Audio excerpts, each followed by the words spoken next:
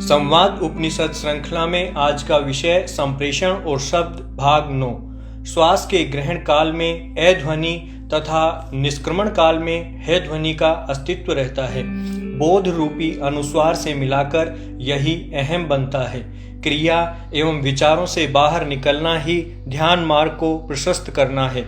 निश्चित है कि इसके साथ स्वतः ही शब्द सृष्टि भी पीछे छूट जाएगी। मन के पार जाना पड़ेगा, जिसकी चंचलता को रोक पाना सहज नहीं है।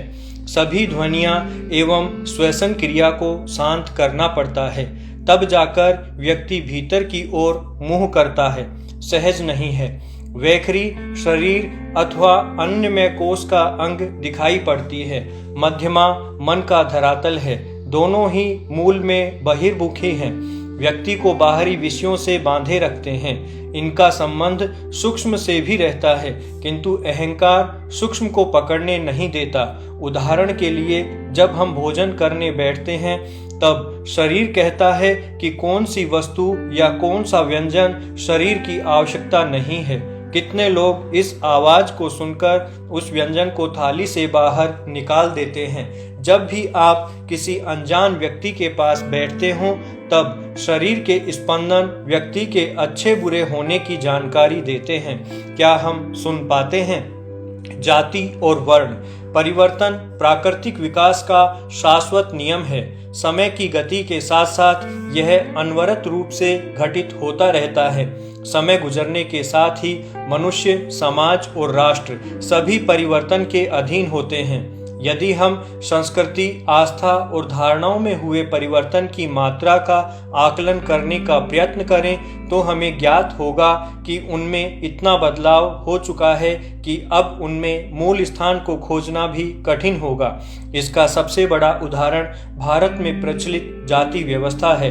वैसे जाति व्यवस्था प्रत्येक देश में किसी न किसी रूप में एक सीमा तक विद्यमान है, किंतु यदि हम प्राचीन भारत की तथा आज की विद्यमान जाति व्यवस्था को देखें तो पाएंगे कि इसमें आश्चर्यजनक परिवर्तन आ गया है। भारत के संविधान में जाति विहीन समाज की स्थापना का लक्ष्य निर्धारित है, किंतु जाति व्यवस्था आज देश में एक ऐसे शक्तिशाली सामाजिक तथ्य के रूप में इतने अधिक संगठित रूप में विद्यमान है जैसी पहले कभी नहीं थी। जाति व्यवस्था की मूल प्रकृति को कर्म के साथ जोड़ा गया है। वे कर्म और कर्तव्य जो लोगों को करने पड़ते थे। यदि हम वर्तमान समाज की संरचना का अध्ययन उस दृष्टिकोण से करें तो हमें ज्ञात होगा कि प्राचीन व्यवस्था के अनुसार कार्य विभाजन के आधार पर अनेक नई जातियां प्रकट हो गई हैं। डॉक्टरों, वकीलों, चार्टर्ड अकाउंटेंटों और प्रबंधन क्षेत्र से संबंधित अनेक व्यवसाय राष्ट्रीय परिदृश्य में सुसंगठित ढंग से स्थापित हो गए हैं। उनको हम सहज ही कर्म आधारित जाति व्यवस्था कह सकते हैं। प्राचीन परंपरा के अनुसार सम्मान और तिरस्कार भी आज चल रहे हैं। भारत में जाति संस्था के पीछे मूल सिद्धांत वर्ण का था। वैसे वर्ण का शाब्दिक अर्थ रंग, वर्णमाला का एक अक्षर या जाति होता है। यहाँ हम जाति के अर्थ में वर्ण के विषय में चर्चा करेंगे। जो व्यक्ति ब्रह्मवीर्य के प्रभुत्व से संपन्न होता है वह ब्राह्मण कहलाता है। पुरोहित वर्ग, छात्र वीर्य व्यक्ति को क्षत्रिय बनाता है। योद्धा वर्ग और विद्वीर्य उसको एक वैश्य व्यवसायी वर्ग के गुणों से संपन्न करता है।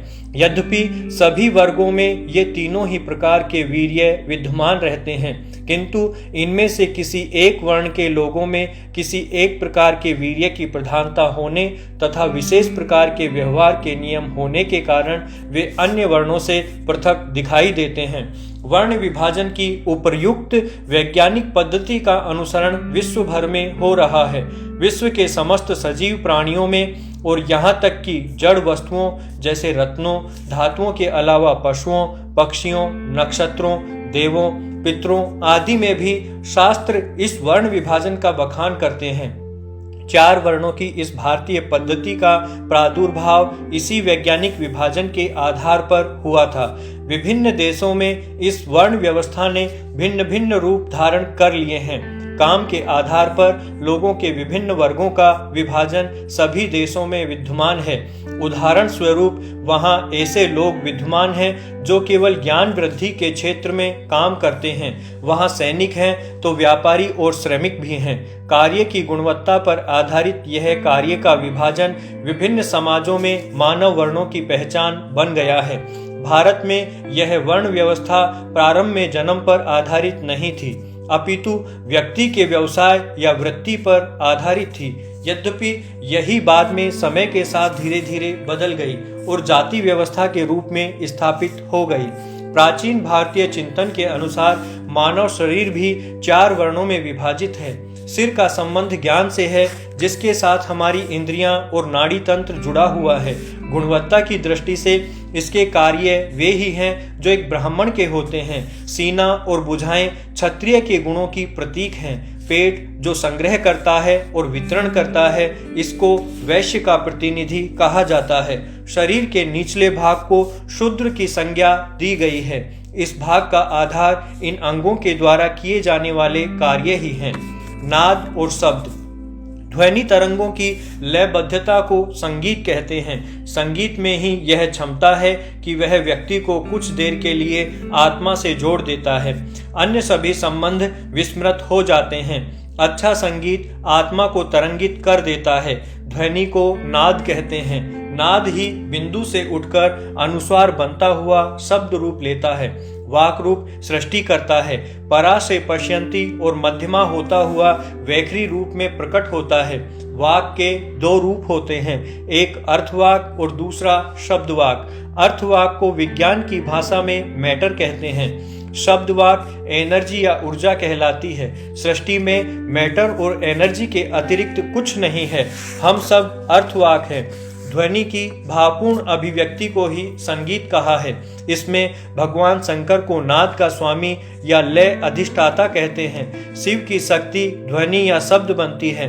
तंत्र शास्त्र के अनुसार दोनों के योग से जो प्रथम सृष्टि हुई वही गणेश है, वही संगीत है। संगीत चेतना को जागृत करता है, प्रकाशित करता है। ध्वनि भी तो ऊर्जा है, इसमें ऊष्मा भी है और प्रकाश भी। ऊर्जा को मैटर में भी बदला जा सकता है।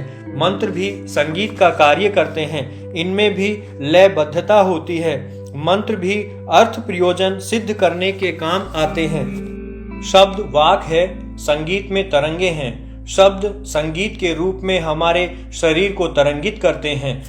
बिना शब्दों के अपनी अभिव्यक्ति श्रोता के मन तक पहुंचा देना ही संगीत की पराकाष्ठा है। इसीलिए संगीत कला है, भावनाओं की अभिव्यक्ति है। संगीत ऐसी कला है जिसमें शरीर, मन, बुद्धि और आत्मा सभी अध्यात्म के अंग एक साथ प्रभावित होते हैं। अतः संगीत में जीवन को बदल डालने की भी क्षमता है। शरीर और मन के बीच का आदान प्रदान तरंगों के माध्यम से ही हुआ करता है। आंखें देखती हैं, तरंगे पैदा होती हैं। कान सुनते हैं, तरंगे पैदा होती हैं। कोई स्पर्श करता है तो तरंगे पैदा होती हैं। हमारा जीवन तरंगों से ही बनता है और तरंगों से ही चलता भी है। मन में इच्छा होती है तो तरंग उठती है, मस्तिष्क को तरंगित करती है। मस्तिष्क शरीर को तरंगित करता है। सारी क्रियाएं तरंगे ही संचालित करती हैं। बाहर की तरंगें भी भीतर पहुंचकर मन को तरंगित करती हैं। तरंगें ध्वनि की होती हैं और इनकी दिशा का निर्धारण लय से होता है, शब्दों के गठन से होता है। यही संगीत का स्वरूप है। शब्द वाक है, ध्वनि वाक है। सरस्वती का क्षेत्र है। सरस्वती ब्रह्मा की पत्नी है। शब्द को ब्रह्मवाक कहा है। इसी से अर्थवाक का निर्माण होता है। हमारा शरीर स्थूल वाक है, इसका निर्माण सूक्ष्म वाक से होता है। हमारा संगीत स्थूल और सूक्ष्म दोनों को प्रभावित करता है। भारतीय शास्त्रीय संगीत स्थूल से शुरू होकर व्यक्ति को सूक्ष्म में ले जाता है।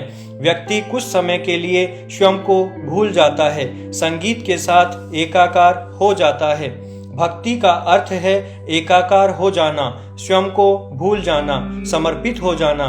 संगीत इसका श्रेष्ठ माध्यम है। भजन, प्रार्थना, सत्संग आदि सभी उपासना कर्मों के साथ संगीत जुड़ा रहता है।